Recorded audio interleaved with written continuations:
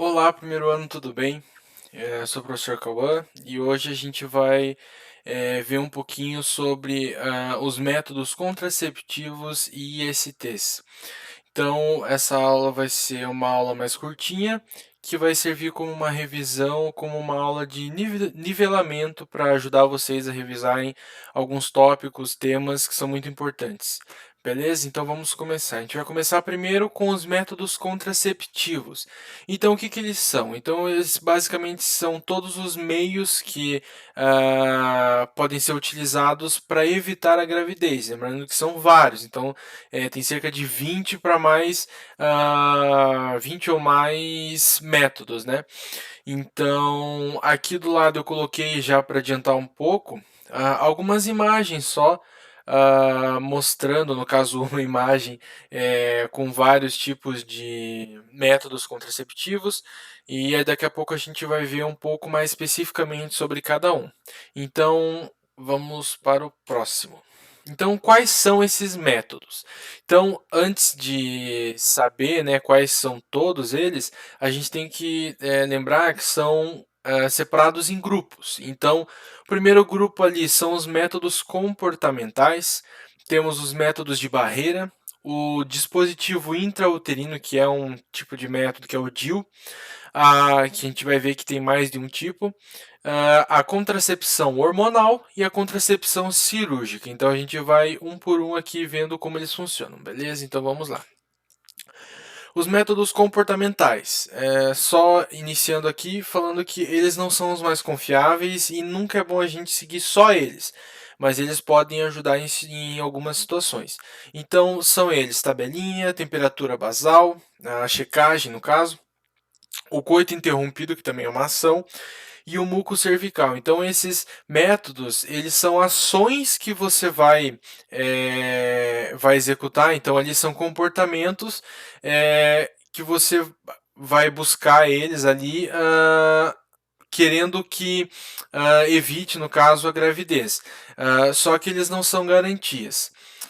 Por exemplo, o coito interrompido, muitas pessoas acham que ele é super seguro. Ah, não, eu não ejaculei ali internamente, eu tirei antes de terminar a relação sexual, mas na verdade o que muitas pessoas não sabem ou não lembram é que no na ejaculação tem um negócio que a gente chama de líquido seminal.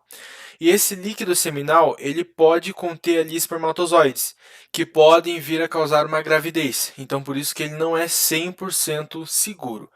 Beleza? Então, vamos para o próximo. Métodos de barreira.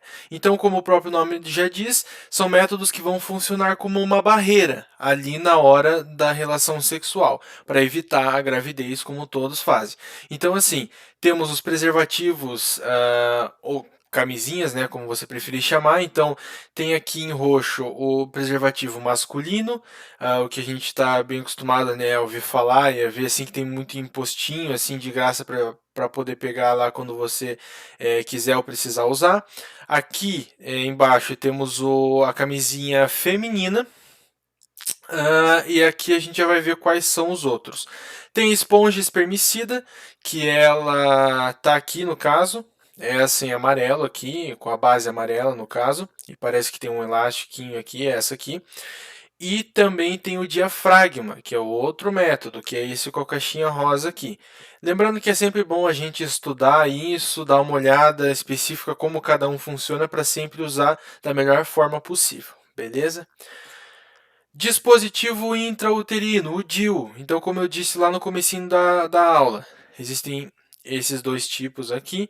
Então, tem o DIU de cobre, então ele vai ter cobre aqui na composição, e esse cobre ele basicamente vai fazer com que o ambiente ali para os espermatozoides, perdão, fique um pouco hostil, então fique um pouco confuso e evitando que eles saibam ali o que eles têm que fazer, e isso faz com que evite que eles terminem o processo deles ali até chegar na gravidez. Beleza?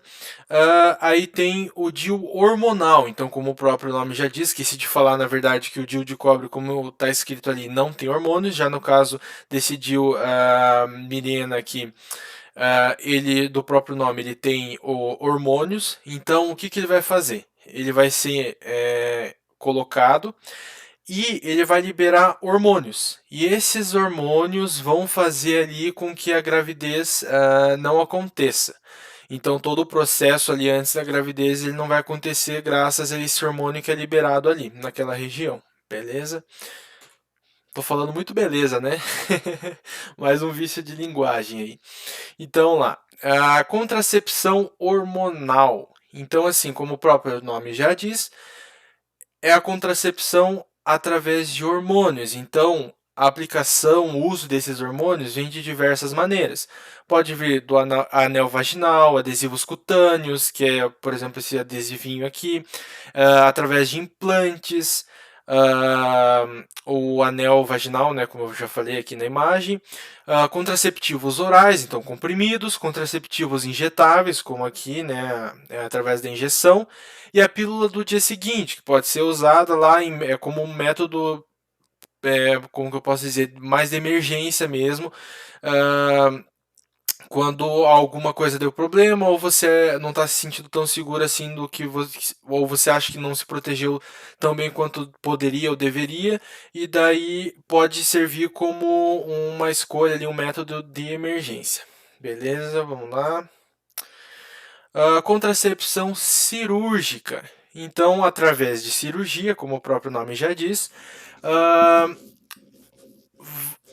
esses dois respectivos processos vão evitar que a gravidez ali vá acontecer futuramente, né? Ejaculação e assim por dizer. Então a vasectomia vai funcionar da seguinte maneira. Vai ser cortado aqui na região do ducto deferente. Então eles cauterizam isso aqui depois de cortar. E isso aqui vai evitar que o material que esteja aqui nos testículos passe aqui para daí vir sair da uretra e sair a ejaculação. Então a laqueadura vai acontecer nas mulheres. Então a gente tem as tubas uterinas aqui, os ovários, então vai ser feito um corte nessa região para evitar todo esse processo, né, que lá no futuro pode vir a acontecer a gravidez. Então, esses são os dois processos. É sempre legal, tem vídeos muito interessantes no YouTube que explicam mais especificamente, mais detalhadamente como essa cirurgia acontece, e é bem bacana de se estudar e ver como funciona, é bem interessante. ISTs, então vamos mudar um pouquinho aqui, vamos falar de ISTs. Então o que, que são? São infecções sexualmente transmissíveis. Então assim, professor, eu já ouvi falar de DST. Qual que tem que usar? É IST ou DST? Então assim, quando a gente falava antigamente doenças sexualmente transmissíveis, a gente estava falando de, obviamente, doenças, só que elas especificamente tinham sintomas, mas não são todas, por exemplo, infecções causadas por doenças ou coisas do tipo que possuem sintomas. Às vezes pode ser assintomático, por isso que foi adaptada essa sigla e agora a gente chama de infecções, porque algumas infecções podem não causar sintomas, podem ser assintomáticas. Então a gente usa o termo ISTs, belezinha? Então assim, eu coloquei ali, não é frescura se cuidar. Professor, por que você colocou isso aí? Porque nunca é demais a gente lembrar que com a nossa saúde a gente não brinca e a gente só pode fazer aquilo que a gente se sente à vontade. Principalmente quando a gente está falando de relação íntima entre duas pessoas, se uma quer, mas a outra quer, mas não daquele jeito. Então, assim, tem que entrar em acordo. Se a pessoa não quer usar a camisinha, não quer usar aquele método ali que você está pensando em usar para se proteger, não quer usar, então não faz. Não faça nada contra a sua vontade. Beleza? Vamos lá. Não paro de falar beleza, né, gente? Acontece. Vamos lá. Então, quais as principais ISTs? Então, eu coloquei algumas aqui, então vamos lá. Gonorreia, sífilis, herpes, hepatite B e candidíase. Provavelmente você já ouviu falar de alguma delas, pelo menos de uma, né? Tenho certeza. Então, assim, aqui do lado eu coloquei quatro, quatro imagenzinhas aqui coloridas, mostrando, na verdade, como que a gente pode acabar contraindo essas ISTs. Então, assim, a não utilização de preservativos, a gente vai ver que é muito importante usar os preservativos, camisinhas, né? Relações sexuais com múltiplos parceiros, lembrando que você pode se relacionar com quem você quiser, bem entender e se sentir bem, mas sempre conhecendo a pessoa, sempre cuidando com quem você se relaciona, se a pessoa se protege igual você se protege, sempre um cuidando de si mesmo e do próximo também, muito importante. A falta de cuidados de higiene, então, sempre bom reforçar. A higiene pessoal é muito importante, não só para esse tema que a gente está falando agora, mas para tudo na vida. Então, a nossa higiene pessoal é super importante. E a consulta tardia, então demorar para você se consultar no médico porque tem um sintoma lá e fica dias, semanas, até meses com aquele sintoma, e às vezes é uma coisa que se fosse identificado já na primeira semana ali, já poderia ser mais fácil de tratar, né, ou de ser curado ali da infecção. Então vamos lá para o próximo tema, métodos de prevenção. Então, professor, como que eu vou me prevenir e tal? O principal de todos, uso de preservativo é super importante. Lembra, tanto para não ter uma gravidez indesejada, quanto para não ter nenhuma, passar para ninguém e também para não pegar nenhuma IST, como a gente acabou de falar. Então, fazer exames preventivos são muito bons, que é muito bom. Por quê? Porque você vai lá, às vezes eu não estou com sintoma nenhum. Como eu disse, tem ST que não tem sintoma, é assintomático. Então, por isso que fazer os exames ali preventivos nunca é demais, não é vergonha nenhuma. Você só está cuidando de você, só está cuidando do teu corpo, e isso é uma atitude muito nobre e muito bacana.